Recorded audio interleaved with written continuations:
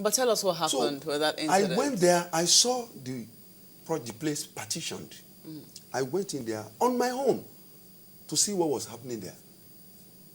In fact, when I was going in there, I didn't say hello to them because I didn't want to be misquoted as having said this or that. I went in, I saw what was happening. Of course, when I was going out, my aides and everybody were there. The cameraman took pictures of the place, and we left. Quietly. Quietly, we left the place. We did not stop anything. And while the governor was on the air saying I stopped, they were still working there. And he said, low cost. It is not low cost. You can't build a low-cost housing estate on water. It's not done anywhere in the world. You can't call a 16 million naira two-bedroom apartment a low cost. I am a minister in this country. I earn 2 million naira a year. I can't afford that. You're asking them to come and put a year. Not what a year, 2 million naira a year. Currently? Yes, sir. As a minister? Yes, sir. So, how can a governor, in good conscience, come out and tell people like me, who have seen it all, have lived in a project before? When Alhaji Jakonde was governor, I bought a form for 1 naira 50 kobo. I was a clerk. Alhaji Jakonde actually builds for the poor. I was a clerk working in Union Bank, 131 Broad Street. I bought a form. I bought a flat. You paid 1,500 naira to be a house owner at that time. You can't build a 16 million naira two-bedroom flat. And don't also forget, I don't know where in Lagos you live, but going into Lagos in the morning and in the evening is a major challenge these days. The Lagos state government should be seeking to decongest that area, not compound our woes in that neighborhood. And beyond that, I'm a Lagosian and I have no other place but this Lagos. So I have to be reasonable when we talk about issues that borders on developmental projects that will enhance the living standard of our people. Well, anyway, I didn't go there to stop anything. I did not stop anything. But what I believe, and if you even look at the place, I think you should go there. It's under a high tension wire, which by law, they should know. And in fact, a week before I went there, Tunji Bello said that Lagos state government will not allow anybody to build under high tension wire.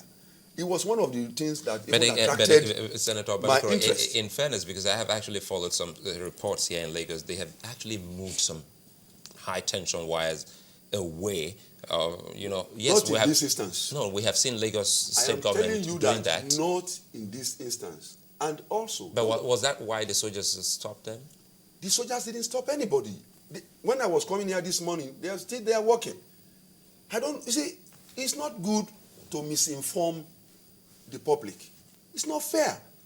Just because you want to win a propaganda, then you go all out to destroy people, say wrong things about people. It is not fair. That is an economic project meant to serve the interests of the few, not the interests of the... Let me tell you, when we were growing up in Lagos Island, which is almost adjacent to where they are developing, whenever it rains, we don't go to school. And the situation is not better. That place is a natural way for free flow of water from Lagos Island. So it's not the right place. You can go to Badagry, where we have solid land. You go to Ajegunle. You go to Alimosho. That is where our realities are. That is where poor people live. Are you saying then that, you just went there to see what was happening? They barricaded the place. You had absolutely no interest. They barricaded, no. Yes, I've seen that project too. Exactly. I've seen it fenced off, and I've seen a very big banner outside on it. There. Yes. That says a Lubiri low-cost housing estate. Now we attract the interest of people who are passionate about Lagos.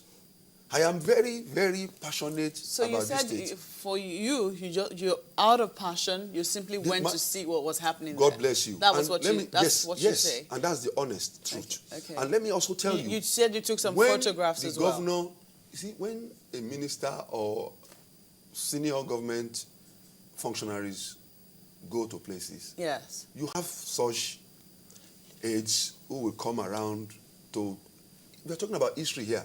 Everything we do today is history. You want to have pictures of places visited, things done, and to not even for tomorrow, but Senator, for today. are you really asking us to trust that? I mean, I will honestly, send, on a more... No, don't trust me. On a very altruistic, please, don't trust me. note. I will send you a copy of the pictures that we took. Then you look at them on your own. And these are not materials being gathered, ahead of 2015. No. You see, I mean, let me tell you, I can never play politics with Lagos. The time for politics is coming. Can you play it with Ondo? No, never. Because you were also mentioned, you were also in Ondo State. I was also wrongfully accused. Again. The man apologized. The REC, the Resident Electoral Commissioner in Ondo, called me, even sent me a text to apologize. Yes, I was in Ondo on Thursday, the last day allowed legally for campaign. I finished the campaign. I left Ondo. By 7 a.m. on Friday morning, I was out of Ondo. I stopped by in Ife. From Ife, Shivni Akintola, SAN, was burying his mother that same day. I was there. I attended the event. I even saw the governor there and greeted him, governor of Lagos State and governor of Oyo State. I greeted them. We were there together for some time. I sat with Senator Lanley. From there, I moved back to Lagos. What would I be doing in Ondo on election day? And the man said he didn't say that. He said he told them that one of their officials was almost lynched because they mistook him as Obanikoro. So it was not me. I was not there. He said that was what he said. Senator, and they now turned it around. APC, Labour, now turned it around to mean Obanikoro was physically in Ondo, stopping people from exercising their constitutional rights. I would never be a party to that. Senator, just quickly, I have two questions. I know we're running out of time.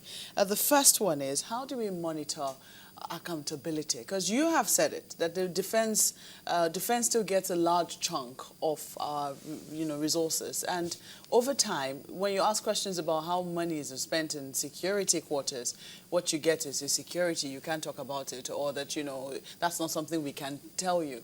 But how do we keep tabs? Even if the press cannot know, or the public cannot know, how do we make sure that what we're spending money on, is what it's really going into?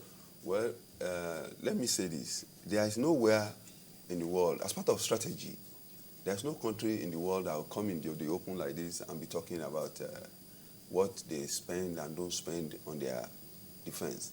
In fact, in some countries, they will even exaggerate it to give the impression that theirs is a very strong military.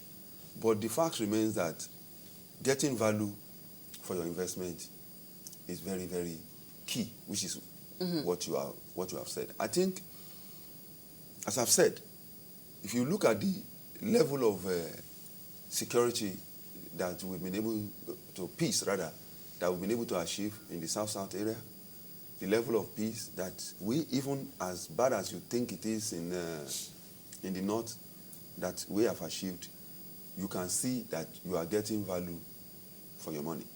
Don't forget, don't believe what the opposition is saying. They are playing politics, and it is very sad. In any serious society, you don't play politics with the lives of the people. More so when the whole country is challenged.